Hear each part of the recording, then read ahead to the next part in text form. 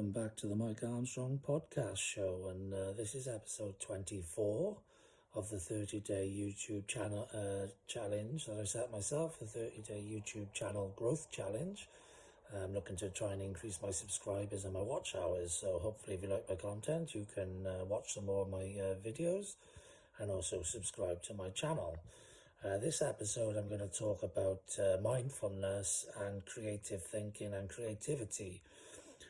When I first started the challenge, I was struggling to think about what I wanted to talk about each day. In the first 7 days, it took me a while to think about what I wanted to do, etc.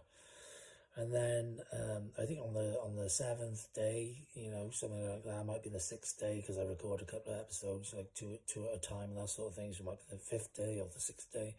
Anyway, I went for a walk. I like to go for a walk. I like to walk around water. I like exercise. And also I like to get out in the sun, get some vitamin D, and I like to think, creative thinking really. And mindfulness and creative thinking come together really when you give your brain space to breathe, which is hard for it to get in this modern world that we live in. But when you give your brain space to breathe, it allows stuff to come out of it that normally wouldn't have the time to germinate and to pop out, etc.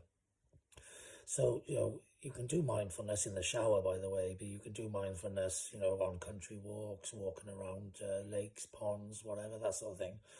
I prefer, I used to do it actually when I used to ride my bike as well, because a lot of the time you can sort of just think, and when you're riding a bike, you can also do it on long driving journeys if you get into that autopilot mode and you're sort of concentrating on the motorway and the road, but you're not really, really heavily concentrating, and you can start thinking and ideas come out.